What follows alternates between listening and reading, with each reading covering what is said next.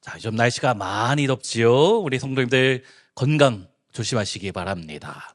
네, 어느 집사님 가정에 에어컨이 고장이 났는데 지금 이 에어컨 업계의 극성수기잖아요.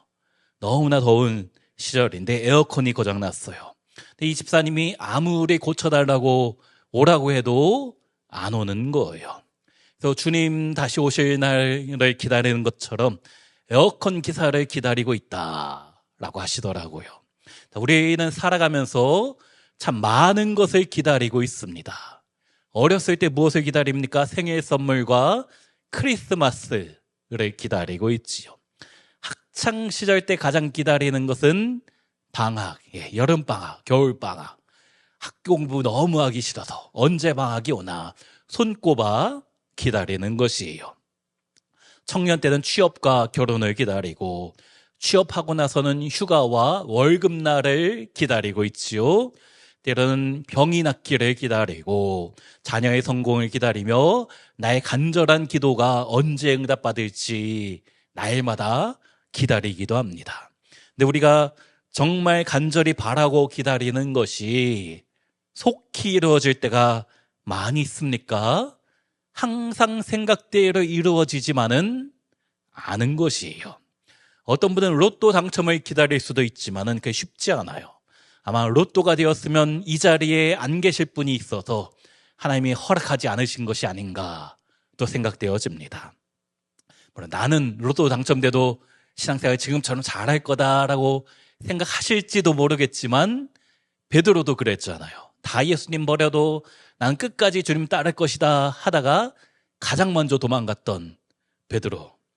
우리가 참 많은 것을 기다리고 살아가는데 아무리 기다려도 응답이 없고 도대체 하나님은 언제 나에게 축복해 주시는가, 내 기도가 허공에 흩어지는 것처럼 느낄 때가 참으로 많다라는 것이에요.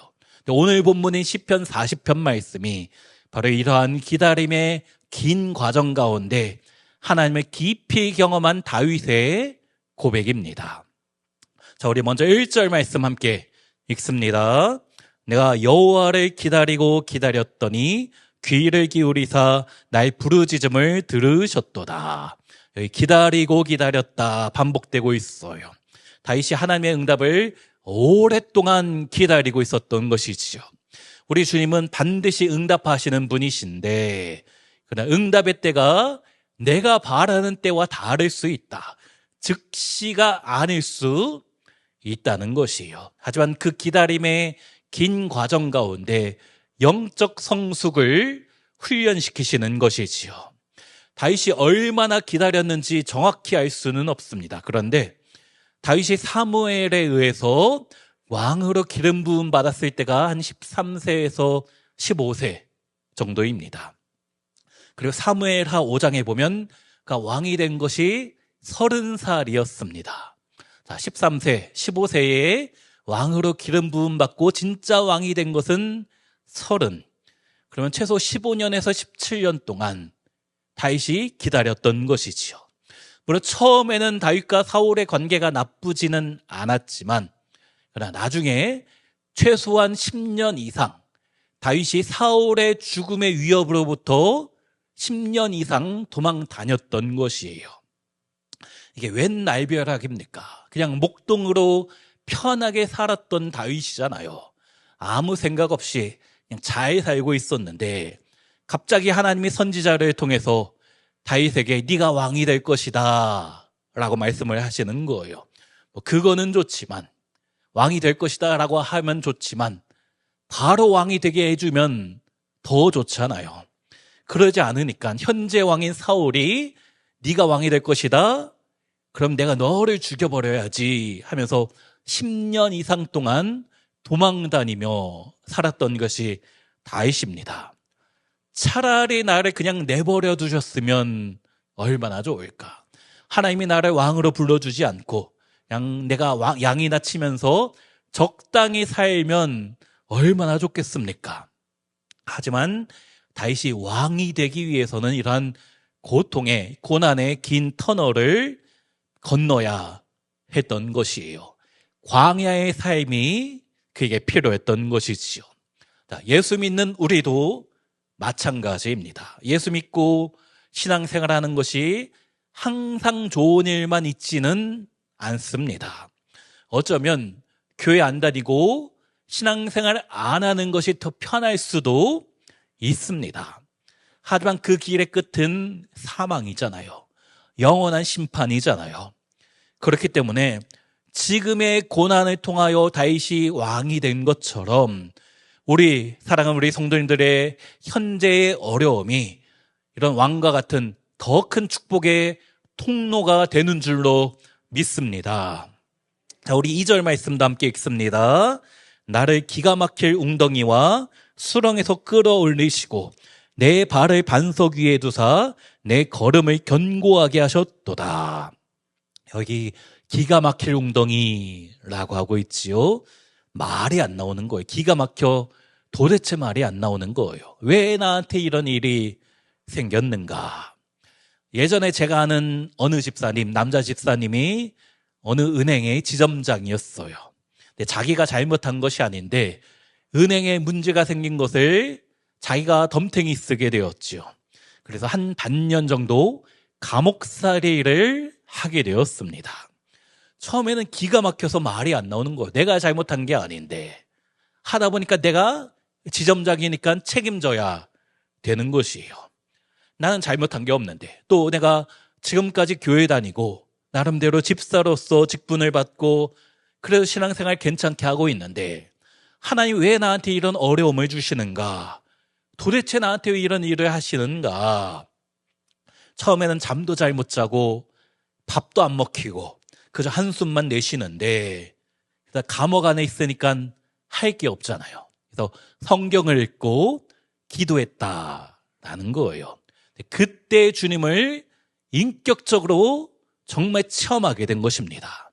그동안 내가 신앙생활을 했지만 오래 신앙생활을 했지만 무늬만 크리스찬이었지. 성도 집사라고는 했지만 제대로 된 신자가 아니었구나 깨닫게 되었어요. 그리고 그 이후부터 지금까지 신실하게 교회를 잘 섬기고 계십니다. 물론 이제 지점장은 더 이상 하지는 못하지만 지금은 교회의 사찰 집사로 너무나 충성되이 섬기고 계신 분입니다. 우리 성도님들도 살면서 이런 기가 막힌 상황, 말이 안 나오는 상황이 있을 때가 있잖아요. 수렁에 빠진 것처럼. 하지만 바로 그때가 수렁에서 건져주시는 주님을 내가 정말 만날 수 있는 좋은 기회가 되는 줄로 믿습니다. 다윗이 그것을 경험하고 나서 한 고백이 3절 말씀 우리 함께 읽습니다. 3절 새 노래 곧 우리 하나님께 올릴 찬송을 내 입에 두셨으니 많은 사람이 보고 두려워하여 여호와를 의지하리로다. 주님의 사랑을 경험하고 나서 새 노래가 나오게 된다. 자, 여기서 말하는 새 노래는 단순히 새로운 멜로디나 새로운 가사의 찬양이 아니지요. 절망 속에서 나를 건져주신 하나님의 은혜에 대한 살아있는 생동감 있는 간증입니다. 그동안에는 내가 하나님에 대해서 알기는 했지만 그것이 지식적으로 알았던 것이고 고난을 통하여 주님을 진짜 체험하게 된 것이에요. 마치 욥이 고난을 통해서 결국 그의 마지막 고백이 무엇인가? 욥기 45장 5절 가장 마지막 절에 내가 주께 대하여 귀로 듣기만 하였사오나 이제는 눈으로 주를 배움나이다. 자, 욥기 1장을 보면 1장에서부터 욥은 사실 정말 신실한 하나님의 자녀였습니다. 의인이고 온전하고 정직하여서 하나님께 칭찬받고 인정받았던 사람이에요. 그 누구하고 비교할 수 없을 만큼 하나님의 자랑이었던 누구보다 신앙생활을 잘했던 욥인데 그러니까 고난을 겪고 나서 이 고백 그동안에는 내가 주께 대하여 귀로 듣기만 하였는데 이제는 내가 눈으로 주를 배움나이다. 욥의 신앙의 수준이 그때도 이 세상 사람과 비교할 수 없을 만큼 최고의 수준의 신앙이었는데 이제 고난을 통하여 한 단계 더 업그레이드 되었다라는 것이지요. 오늘 본문의 다윗도 마찬가지입니다. 이제 생생한 간증이 넘치는 신앙인이 된 것이에요. 또 그가 나뿐 아니고 이 3절 끝에 많은 사람이 보고 두려워하여 여호와를 의지하리로다. 나를 아는 사람들에게 지금 나에게 처한 상황 가운데 하나님께서 베풀어 주신 은혜를 증거하여서 이런 영향력을 끼쳐서 나를 통해서 모든 사람이 하나님을 경외하게 되었다라는 것이지요. 자, 우리의 간증에는 이런 힘이 있습니다. 우리 사랑하는 성도님들도 이런 확실한 믿음의 고백, 확실한 간증이 있으시기를 간절히 소망합니다. 나의 삶 자체가 살아있는 하나님, 또 복음에 생동감 있는 증거가 되는 것이에요. 자, 그것을 믿는 다윗이 또 무엇이라고 하는가? 우리 4절 말씀도 함께 읽습니다. 여호와를 의지하고 교만한 자와 그의 주는 자를 돌아보지 아니하는 자는 복이 있도다. 다윗이 이제 복 있는 자에 대해서 말하는 것이지요. 그동안에는 내가 수렁에 빠져 있어서 나는 참 불행한 존재다. 난 참 괴로운 고통뿐인 존재다라고 생각하며 살았는데 내가 복 있는 사람이구나 깨닫게 되었어요. 자, 그런데 여기 4절에 누가 복 있는 사람인가? 가진 것이 많거나 성공한 사람이 복 있는 사람이 아니다. 여호와를 의지하는 사람이 복이 있다 말씀하는 거예요. 여기 의지하는 사람, 하나님께 믿고 내 몸을 맡기는 사람에게 그런 사람이 진정한 복 있는 사람이다 라는 것이지요. 오늘 낮에 제가 신방을 다녀왔는데 우리 교회에 우리 애기 하슬이 있잖아요. 그 집에 이사 신방을 다녀왔는데 하슬이가 엄마 아빠 품에 안겨서 방긋방긋 웃고 있는 것이에요. 그럴 수 있는 이유가 무엇입니까? 아빠 엄마를 의지하기 때문에, 믿고 내 몸을 맡길 수 있기 때문에 어떠한 순간에도 웃을 수 있는 거지요.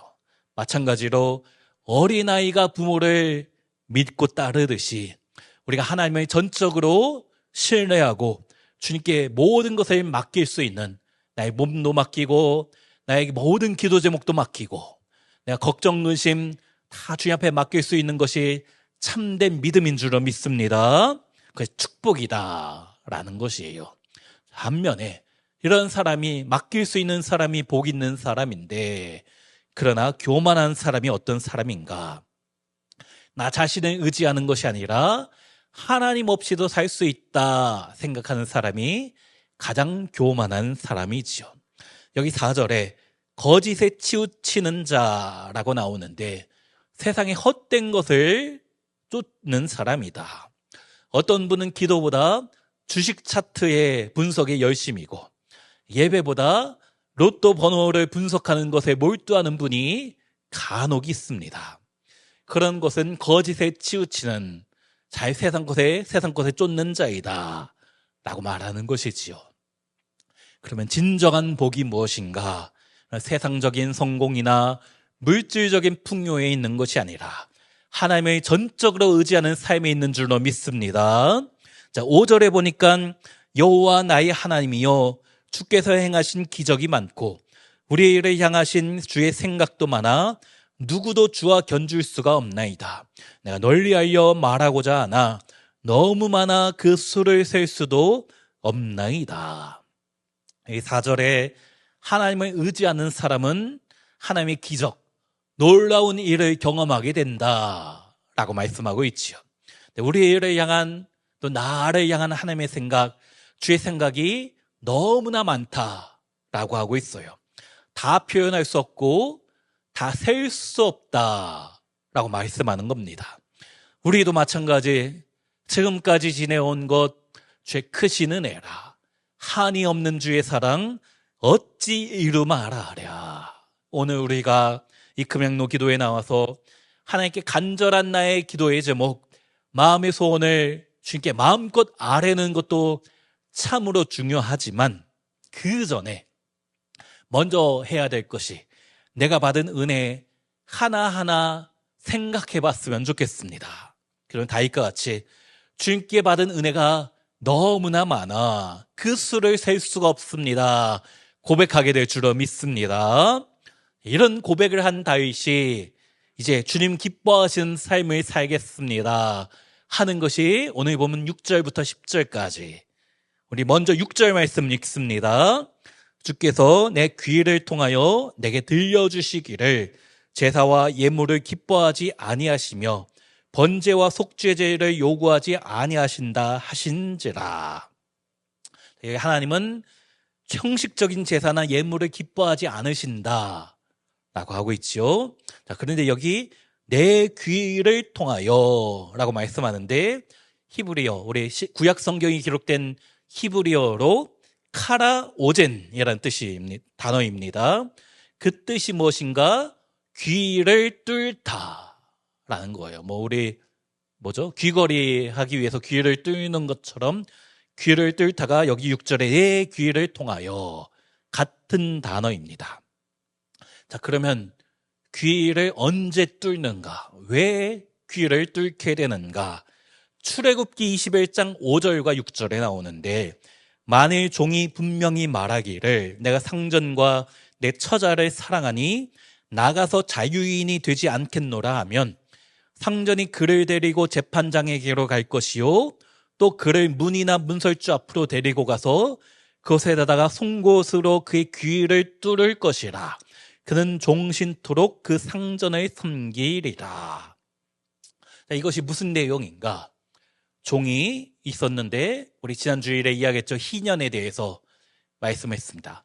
종이었는데 희년이 되어서 자유인이 될 수 있는 상황이에요. 근데 이 종이 나는 주인을, 상전을 너무 사랑해서 나 당신의 종으로 평생 살고 싶습니다 라고 내가 자발적으로 당신의 종이 되겠다 라고 할 때에 귀를 뚫는 것입니다. 오늘 본문의 다윗이 내가 자발적으로 주님의 종이 되어 순종하겠습니다 라고 고백하는 것이지요. 자, 우리는 모두 다 죄의 종으로 살아왔지요. 그러다 어린 양 예수 그리스도의 십자가의 은혜, 그것으로 인하여 자유를 얻게 되었습니다. 이제 자유를 얻었으니 우리 마음껏 살아야 되겠지요. 그것이 아닙니다. 나는 나에게 자유를 주신 우리 주인님, 주님을 너무 사랑해서 내가 이제 영원히 당신의 종으로 자발적으로 당신의 종이 되겠습니다 고백하는 것이에요. 나의 전심을 다하여 영원한 나의 왕, 나의 주님, 예수님만을 섬기겠습니다. 이것은 율법주의가 아닙니다.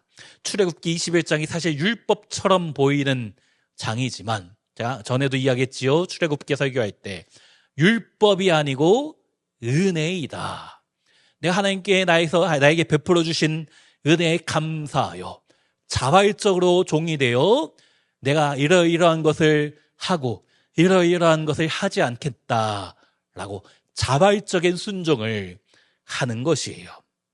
교회 다니고 하나님의 자녀가 되고 성도가 되었으니 하나님이 기뻐하지 않으시는 것을 내가 하지 않겠습니다. 또 주님이 기뻐하시는 일을 제가 하겠습니다. 이것은 교회 다니니까 뭐 해야 되고 이런 거는 교회 다니니까 하지 말아야 되고 그런 것이 아니고 주님 사랑하기 때문에 자발적으로 해야 되는 것이다. 이제 나에게 베풀어 주신 주님의 자유를 가지고 나에게 주신 자유를 가지고 그 자유를 가지고 주님을 위하여 살겠습니다. 이것이 우리 모두의 고백이 되시기를 간절히 소원합니다. 제가 가장 좋아하는 찬송가가 무엇인가? 찬송가 50장입니다. 내게 있는 모든 것을 아낌없이 드리네. 사랑하고 의지하여 주만 따라가겠네. 주께 드리네, 주께 드리네. 사랑하는 구주 앞에 모두 드리네. 자, 이 찬양을 헌금 찬양으로만 생각하는 분이 많이 있어요. 그렇지 않아요. 이거는 헌금 찬양이 아닙니다. 오늘 보면 6절에 나오는 것처럼 주님은 나에게 번제와 속죄제, 제물을 요구하는 분이 아니지요. 다만 나의 모든 것을 요구하시는 것입니다. 그리고 우리는 주께 드리는 나의 모든 것을 사랑하는 주님 앞에 다 드립니다. 나의 물질뿐 아니라 나의 마음과 나의 시간과 나의 재능과 나의 모든 것을 주님을 사랑하기 때문에 자발적으로 드립니다. 라는 믿음의 고백인 것이지요. 이런 다윗의 고백이 어떤 8절 말씀에 이렇게 나옵니다. 우리 8절을 함께 읽습니다. 나의 하나님이여 내가 주의 뜻 행하기를 즐기오니 주의 법이 나의 심중에 있나이다 하였나이다. 주님, 제가 주님 뜻을 행하는 것을, 주님 기쁘시게 하는 것을 내가 즐거워합니다. 이것이 내 삶의 최고의 기쁨입니다. 고백하는 것이에요. 자, 이번 주일 오후에 우리 슬기로운 교회 생활, 어떤 분이 교회 생활, 신앙 생활을 어떻게 해야 되느냐를 가르쳐 달라라고 해서 이거 한번 준비해 봐서 우리 성도님들과 나누고 싶다. 우리 성도님들한테 제가 지난주에 여쭤봤잖아요. 어떻게 신앙 생활하는지 특별히 구체적으로 무엇이 궁금한 거 있으면 저에게 문자 보내주시면 제가 이제 주일에, 이번 주에 같이 그것에 대해서 이야기하겠다. 한 분 빼고 아무도 얘기를 안 하셔가지고 뭐를 해야 될지 아직까지 고민 중에 있어요. 구체적인 것을 어떻게 해야 될지 주일에 자세히 나누겠지만, 확실한 것은 모든 것을 다해서 내가 율법적으로 신앙생활을 하지 않았으면 좋겠어요. 이런 것은 해야 되고, 이러이러한 것은 교회 다니니까 하면 안 되고, 그런 것이 아니라는 거예요. 내가 주님을 사랑하기 때문에, 주님이 나에게 베푸신 은혜가 너무나 크기 때문에 자발적으로 하는 거예요. 시켜서 하지 않았으면 좋겠어요. 어떤 분은 시켜달라고 하시는 분도 있는데 알아서 하셔야 돼요. 주님 사랑하면은 보이는 거 하시면 됩니다. 그래도 안 되면은 시킬 수도 있어요. 시키지 않고 알아서 하시면 더 좋을 것 같아요. 확실한 것은 내가 원하는 한 가지 주님 기쁨 되기 원합니다. 그것이 내 삶의 최고의 목적이고 가장 우선순위가 되어야 된다라는 것이지요. 우리가 이런 다윗처럼 이런 고백을 해야 되는 것이에요. 또 우리가 이런 고백을 하고 나서 무엇을 해야 되는가? 자, 우리 마지막으로 9절과 10절. 우리 마지막으로 9절과 10절 함께 읽습니다. 내가 많은 회중 가운데에서 의의 기쁜 소식을 전하였나이다. 여호와여, 내가 내 입술을 닫지 아니할 줄을 주께서 아시나이다. 내가 주의 공의를 내 심중에 숨기지 아니하고 주의 성실과 구원을 선포하였으며 내가 주의 인자와 진리를 많은 회중 가운데서 감추지 아니하였나이다. 다윗이 내가 경험한 하나님의 은혜, 그것을 많은 회중 가운데에서 의의 기쁜 소식을 전하였나이다. 내가 받은 주님의 사랑, 내가 받은 주님의 은혜, 나만 간직하는 것이 아니고 많은 사람에게 전하며 살겠다라는 것이지요. 이것이 우리가 해야 되는 일입니다. 내가 경험한 주님의 은총, 예수 그리스도를 증거하며 사는 것이지요. 자, 그런데 여기 9절 끝에 보니까 내가 내 입술을 닫지 아니할 줄을 주께서 아시나이다. 자, 무슨 말입니까? 나는 결코 주님의 사랑을 숨기지 않겠습니다. 침묵하지 않겠습니다. 나에게 베푸신 주님의 은총을 쉬지 않고 감추지 않고 전하겠습니다. 이것이 우리 모두의 고백이 되시기를 간절히 소원합니다. 자, 오늘 말씀을 다시 정리해 보면 다윗이 절망의 웅덩이 깊은 수렁에서 주님의 도우심을 기다리며 기다렸어요. 10년 이상 기다렸다라고 하였잖아요. 이 기다림의 시간은 너무나 큰 고통이었지만 동시에 하나님의 은혜를 깊이 경험하는 은혜의 통로, 축복의 통로가 되었습니다. 결국 주님을 새 노래로 찬양하게 되었고 주님의 뜻에 순종하는 삶을 결단하게 되었고 이 모든 것을 담대히 선포하는 것이지요.